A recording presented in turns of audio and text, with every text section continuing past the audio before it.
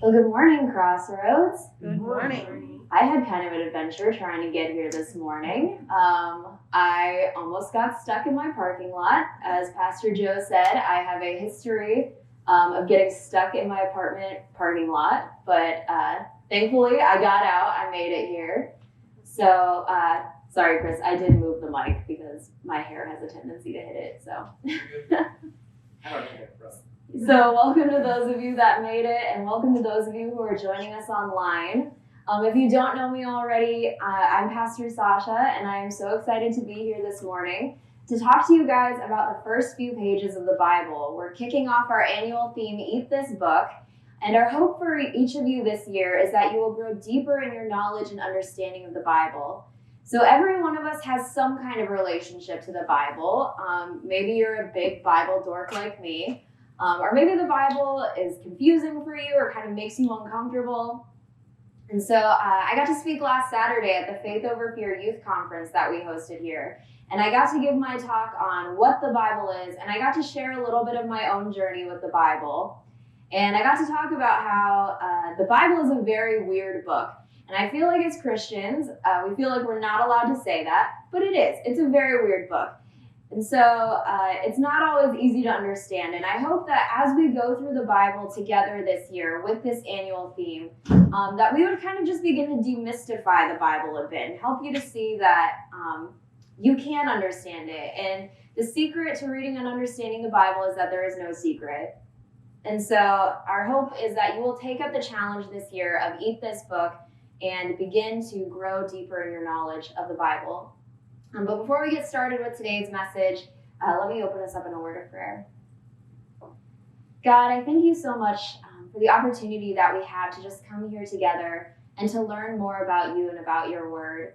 And I thank you that even in the midst of the pandemic and all of the snow that we got, that we still have the online option and that we still are finding ways to be together and to connect with each other in spite of all of the craziness.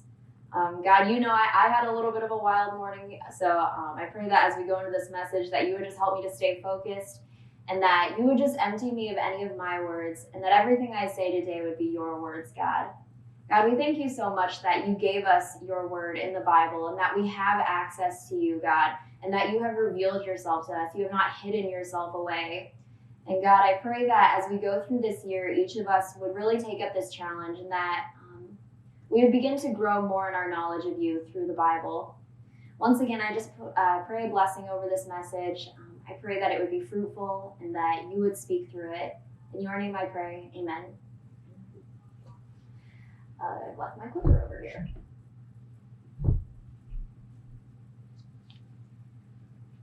All right, so this morning we are starting a new series. We're looking at the first few pages of Genesis. We're starting the series, The Heavens and the Earth. And I think these first few chapters in Genesis are some of the most widely debated parts of the Bible. I mean, for a lot of us, when we open up to the first two chapters of Genesis, what are some of the first few thoughts that jump into your head? Is it age of the earth, creation versus evolution, flood, talking snake? For a good portion of my life, I kind of ignored the first 11 chapters of the Bible because they were just too troubling for me. And when I would see any of these topics brought up in our culture, it always triggered these very visceral emotional reactions in people. And so I just kind of tried to avoid it for as long as possible. So for many years when I would read the Bible, I would kind of gloss over the first 11 chapters and really just start in Genesis 12 with Abraham, because that seemed like a safe place to begin. And I didn't really want to deal with anything that came before that. And I think our culture has very much sold us this idea that there's this great war between science and faith, and everyone has to pick a side. So on the one hand, you have scientists claiming that the universe began with a Big Bang, that it's billions of years old, and that humans developed over time through the process of evolution. And then on the other side, you have people who are claiming that the universe was created in 6 24-hour days, that the earth is actually only 6,000 years old, and that all humans descended from one original couple, Adam and Eve. And so those are the two sides. You have to choose one or the other, and it's this great war. And it kind of reminds me of the story of Odysseus. Nope, not that one. That one. And so you might be familiar with the Odyssey by Homer, or maybe you're at least familiar with the Iliad. Maybe you had to read it in school at some point. That's the story of the Trojan War, and you have Achilles and the big wooden horse. And so the Odyssey is the sequel to that. It's the sequel to the Trojan War story, and it focuses on this character of Odysseus. And the story is all about him returning home from the Trojan War, and he has all of these crazy adventures along the way. And in one of his adventures, he's on a ship in the middle of the sea with his men, and he's about to pass between these two big sea monsters, the Scylla and the Charybdis. And so Odysseus is faced with this impossible choice, because if he steers the ship a safe distance away from the Charybdis, he's going to be right in the path of the Scylla. But if he steers his ship away from the Scylla, he's going to be stuck in the path of the Charybdis. And so he has to make this impossible choice. He has to choose, am I going to steer near the Charybdis or near the Scylla? And ultimately, he ends up going towards the Scylla, and he loses a few of his men, but he reasons if he had gone closer to the Charybdis, he would have lost the entire ship.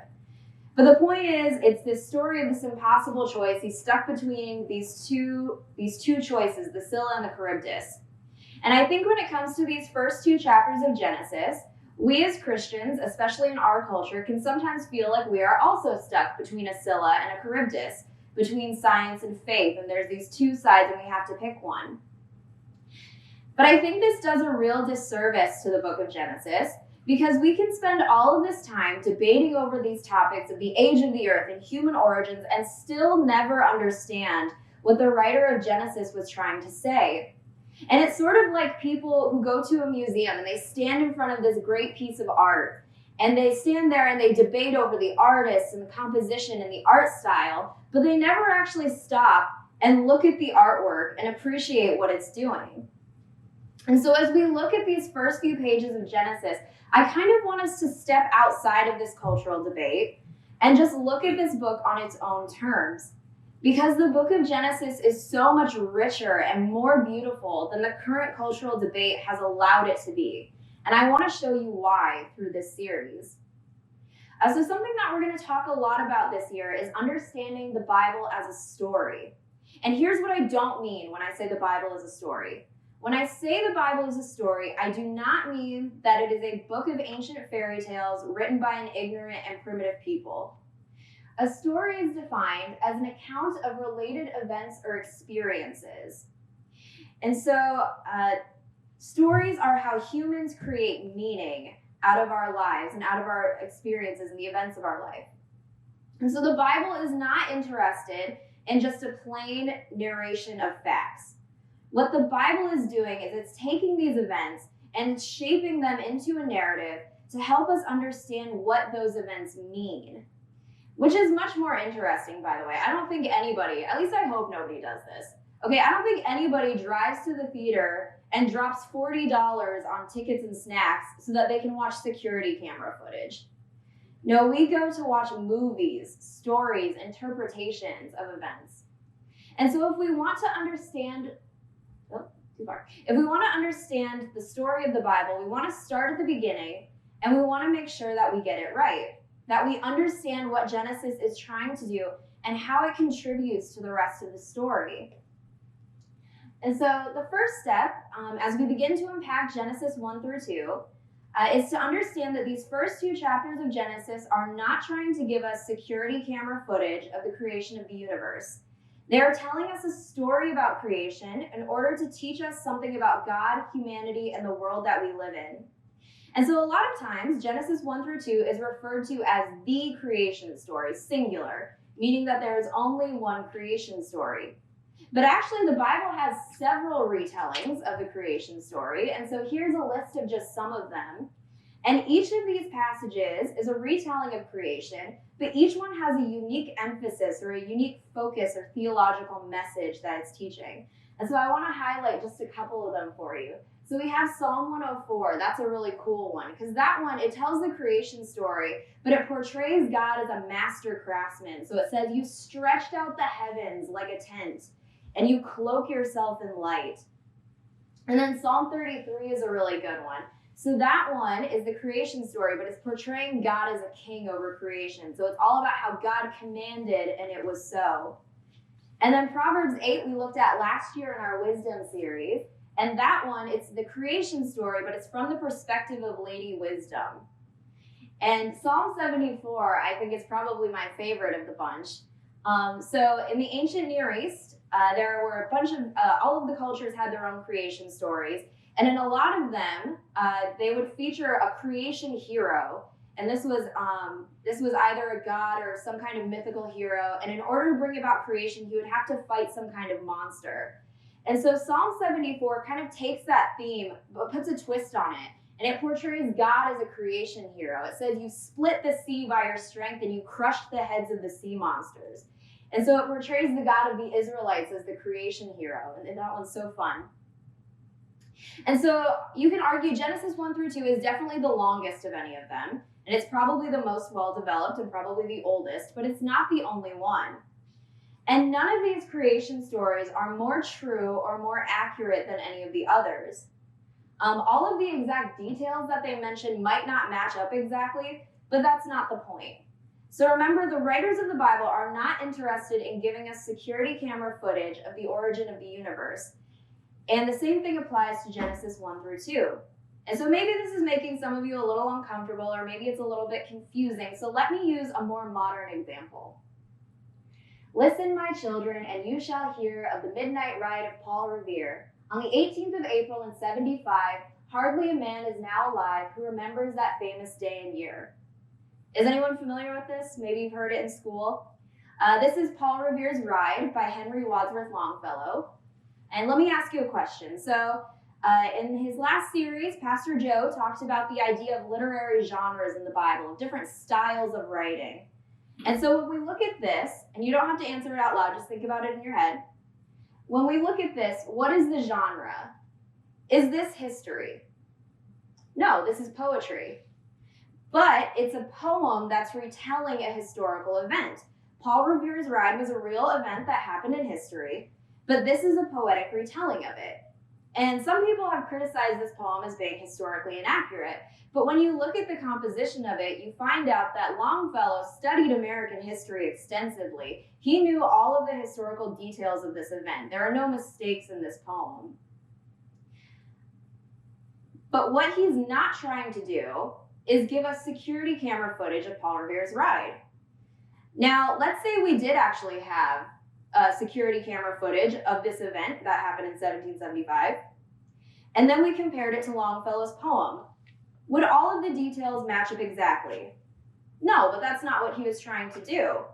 And actually, you find out that this poem was written right before the Civil War, and it was meant to be a call to action for abolitionists. And so Longfellow takes the historical event of Paul Revere's Ride and shapes it in such a way that it communicates a message to the people of Longfellow's time. And so coming back to Genesis 1 through 2, as we go into the creation story, we have to remember that the author was writing in a particular time and to a particular audience. He's writing about a historical event. God did create the world. That is a real event that happened in history. But once again, and I know I'm repeating myself a lot, the author of Genesis isn't trying to give us security camera footage of it. He's shaping the events into a narrative in order to communicate a message both to the ancient audience and to us. And that's why I find these modern debates about creation and about Genesis 1 through 2 to be so problematic.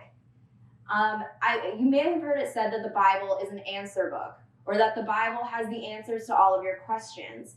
And my dad likes to tease me and say that I don't believe there are answers in the Bible, and he's teasing. But in a way, he's kind of right. So I don't like to say that there are answers in the Bible. Don't freak out. The reason I don't like to say there are answers in the Bible is because answers assumes that I'm asking questions. That assumes that I'm asking the right questions, and that assumes that my questions are the most important questions. But the problem with that is I live in a particular time and in a particular culture, and I have been shaped by that time and by that culture. And so I have certain preconceived notions and ideas about the world that I live in. And the Bible was also written in a particular time and in a particular culture, and it was written to people who had different preconceived notions and ideas about the world. And you're free to disagree with me on this point, but I think saying there are answers in the Bible kind of treats the Bible like a magic 8-ball, where I get to ask it my questions and it has to answer me. So I say, Bible, how old is the earth? Bible, what chemical processes did God use to create humans? And I don't think that we should treat the Bible like a magic 8-ball. And so instead of saying there are answers in the Bible, I prefer to say that there's truth in the Bible, because answers are dependent upon questions, but truth speaks for itself. And so if we really believe that the Bible is authoritative, then we have to let it speak to us on its own terms. And I think there's no better example of this than Jesus himself. So looking at the Gospels, just think about how many times the disciples ask Jesus a question, and he doesn't actually answer the question they were asking. Instead, he kind of answers the question they should have asked.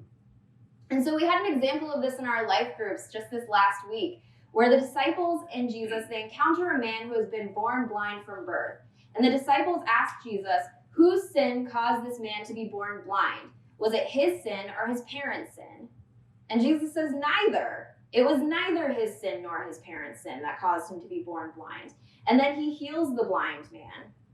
And there's another passage where the disciples ask Jesus when he's going to return and bring about the end of the age. And Jesus says, it's not for you to know when. The point is that you should be prepared for when I do come back, but you don't need to know when. And so we have to approach the Bible with humility and understand that it doesn't just exist to answer my questions. The Bible is the medium through which God speaks truth to us and to the entire world. And so it's important to remember the Bible was written for us, but not to us. So in the pages of the Bible, God reveals himself to all of us, but he does it through the ancient Israelite authors. And so if we want to understand what God is saying to us today, we have to understand what he said to them back then. Have you ever been out to eat with a big group of people and you're at one end of the table and you're trying to talk to someone at the other end of the table? So you're kind of shouting over all of these people to try and get a message to the person on the other side. That's not what God does in the Bible. He never shouts over the heads of the ancient audience in order to get a message to the modern audience. Instead, he speaks to us, the modern audience, through the ancient writers in their language and in their culture. And so we have to be very careful about imposing our modern ideas of the world onto the Bible. And instead, we kind of have to learn to read the Bible through the eyes of an ancient Israelite. And so let's get started with Genesis. It says, in the beginning, God created the heavens and the earth. Now the earth was formless and empty, darkness was over the surface of the deep, and the Spirit of God was hovering over the waters. All right, already we have a problem. What's the problem? Well, the problem is that a lot of us have some preconceived notions about what's happening in this passage. So many of us heard the words heavens and earth and immediately pictured this: the globe in deep space. But is this what the biblical author had in mind when they wrote heavens and earth? Is this something that the ancient audience could have imagined with their understanding of the world? No, they didn't have access to this picture of the earth. They didn't even know the earth was a globe. They didn't know about deep space. So when the Bible says the heavens and the earth, what does it mean? What would the ancient audience have imagined? Well, it's not too difficult to figure out. It's pretty intuitive, right? So when the biblical author refers to the heavens and the earth, he's talking about the skies and the land. And there's no reason to think that God implanted knowledge of the globe and of deep space into the author's mind. God doesn't communicate that way. Words mean what they meant to the people that wrote them. So then we move on, and it says, now the earth was formless and empty. So this is the phrase, tohu vavohu. You may remember it from our wisdom series last year. Tohu vavohu, not tofu, though that is also formless and empty. But this phrase refers to an uninhabited wasteland. And this phrase is used many times throughout the Bible, and it refers to deserts and wilderness, places where there is no civilized life. And then it mentions darkness and deep waters. So does this sound like a place where you would want to live? An uninhabited wasteland that is dark and surrounded by deep waters? No, you don't want to live here. This is not a place where people can live. It's too dangerous. And in the culture of the ancient Near East that the Bible came out of, wasteland, darkness, and deep waters are all images of chaos and disorder. You can't live here. And that's the major conflict in the story of Genesis 1 through 2. So remember, we're reading the Bible as a story, and this is the introduction of the conflict. The earth, whenever it was made and whatever it may have looked like, is not a place where people can live. But there's hope, because who is in the midst of the chaos? We're told that the Spirit of God is hovering over the waters, and then God speaks. And by his Spirit and by his word, God begins to create a space within the chaos where life can exist and thrive. And so it goes on. And God said, "Let there be light," and there was light. God saw that the light was good, and he separated the light from the darkness. God called the light day, and the darkness he called night. And there was evening and there was morning the first day. So God creates light, and he separates the light from the darkness. Now, any physicist will tell you that darkness is the absence of light, and you can't separate light from darkness. So that's your first clue that the Bible is not trying to communicate modern science to us. That's not what's happening. Also, look at what God calls the light. He calls it day. And have you ever read this and wondered, why didn't God just call the light light? Or why didn't he call it photons? That's how we understand light. But instead he calls it day. And what is day? He establishes time. It's not, day and night are not things that you can hold in your hand. They're not things that you can touch. They're not material. Instead, what's happening is God is establishing the order of time, where he creates day, which is a period of light, and night, which is a period of darkness. And so the rest of Genesis 1 goes on to describe how God is creating an ordered system out of this chaotic cosmos. And as we read, it's very tempting to assume that the author is trying to communicate a strict chronology of creation. So first this happened, then this happened, then this happened, and then this happened. And now we have to try and explain how there could be night and day on the first day when the sun wasn't created until the fourth day.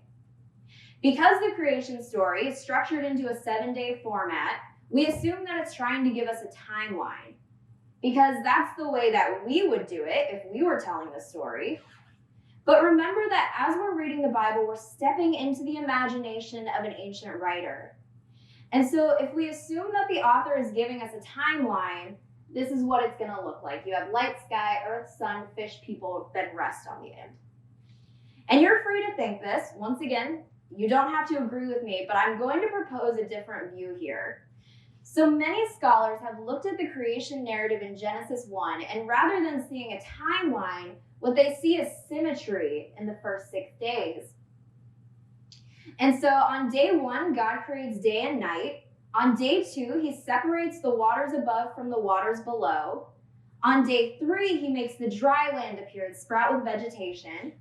On day 4, he creates the sun, moon, and stars to rule the day and the night. On day 5, he fills the sky and the waters with birds and fish. And on day 6, he fills the dry land with animals and humans. And what happens is you start to get this picture of how the ancient Israelites imagined the universe.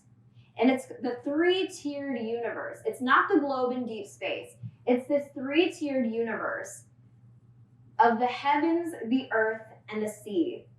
And as we read through the Bible, each of these 3 realms is going to take on a theological significance. And so as you read through the Bible, what you'll see is that the heavens, that's God's space. The earth is human space.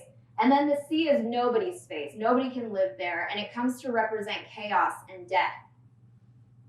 The scientific accuracy of this picture is completely irrelevant. It's not trying to give us a scientific depiction of the universe. What it's giving us is the theological landscape of the Bible. And so every event that you're going to see in the Bible is going to take place in one of these 3 places, either the heavens, the earth, or the sea. And so the earth is pretty self-explanatory. It's where humans live, so it's where most of the stories in the Bible are going to take place. But think about in the Gospels when Jesus returns to heaven, what does he do? Does he evaporate? Does he disappear? No, it says he ascends. And then when you read the book of Daniel, and Daniel has these visions of these 4 just insane looking beasts, and they come and they create all of this chaos and destruction. Where do they come from? It says he saw them coming up out of the sea, from the chaos world. And so Genesis is giving us the setting of the biblical story, the heavens, the earth, and the sea. So remember the Longfellow poem that we talked about earlier. Longfellow retells the story of Paul Revere's Midnight Ride, and his purpose in writing was not just to inform people of a historical event. It wasn't just a plain narration of facts, but instead he shaped the story of Paul Revere's ride in order to encourage his fellow Americans living in his time to rise up and fight against slavery. And so Longfellow's poem, it's a poetic retelling of a historical event, and its purpose was to communicate a message to his contemporary audience. And so I think Genesis 1 through 2 might be doing something similar. And so the traditional view of the authorship of Genesis is that Moses is the writer. Why is this important? Well, think about what's happening in the creation story, and then think about how it might relate to what we see in Moses' story in Exodus. So in Exodus, God sends Moses to Pharaoh to demand that he free the Israelites from slavery. Pharaoh refuses, so God sends these 10 plagues upon Egypt. And the 9th plague is darkness. So what we see is that God gives the Egyptians darkness, but the Israelites have light.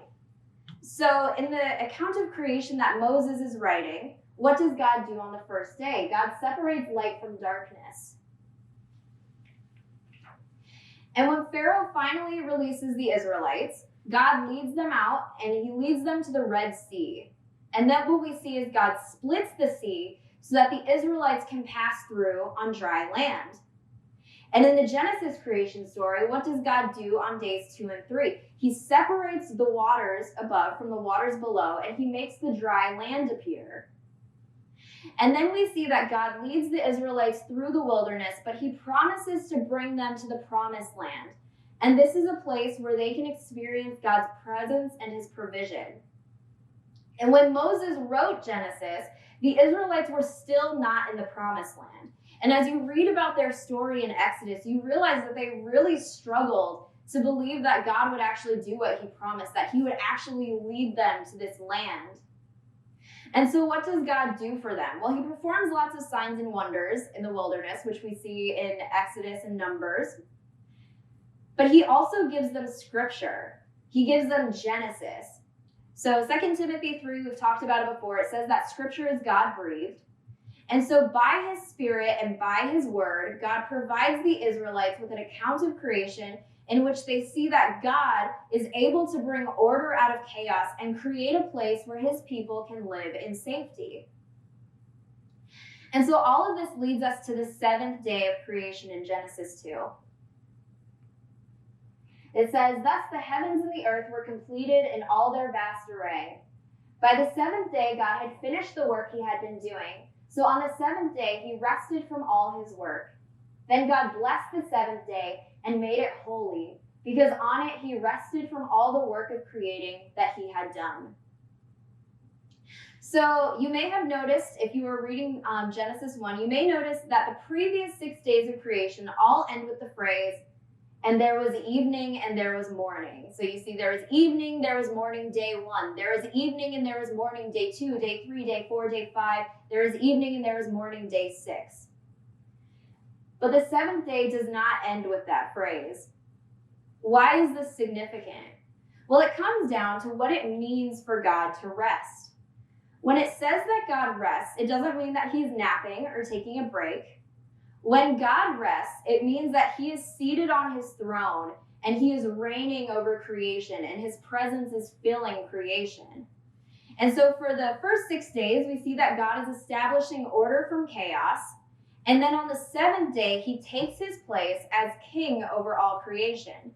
So look at what Isaiah 66:1 says. "Heaven is my throne and earth is my footstool. So where could you build a house for me? And where could my resting place be?" So the seventh day does not end with, and there was evening and there was morning the seventh day.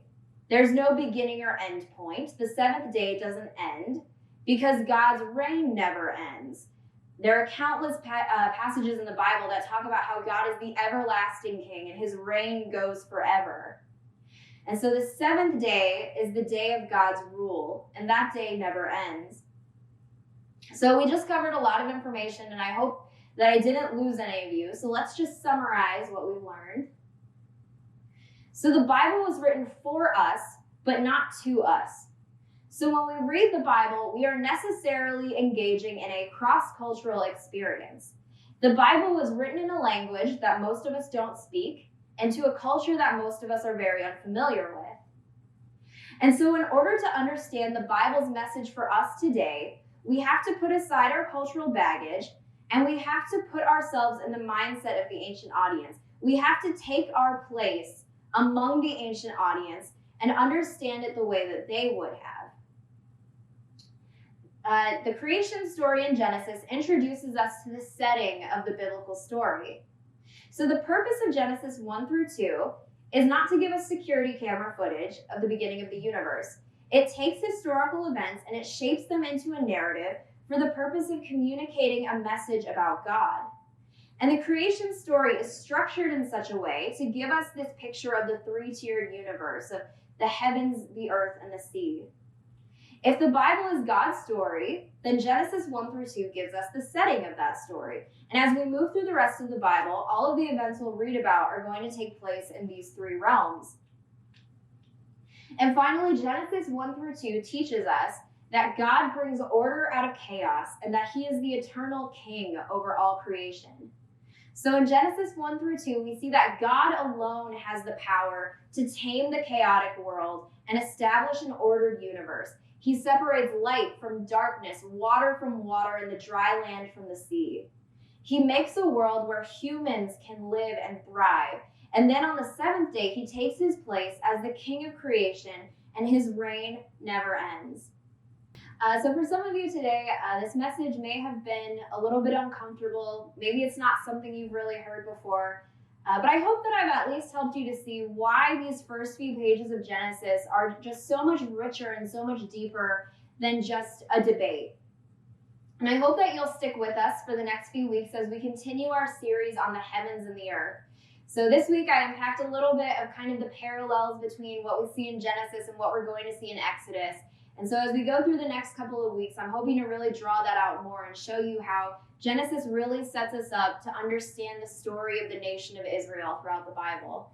So I hope you'll stick with us, and I hope that you'll take up this challenge and eat this book. We have a Bible reading plan available on our Facebook page. I hope that you've been following along with it, or if you haven't been, that you'll join us, and that you'll really begin to grow in deeper knowledge and understanding of the Bible. So with that being said, you're dismissed. Don't run away. Stick around and hang out with each other, and have a great week.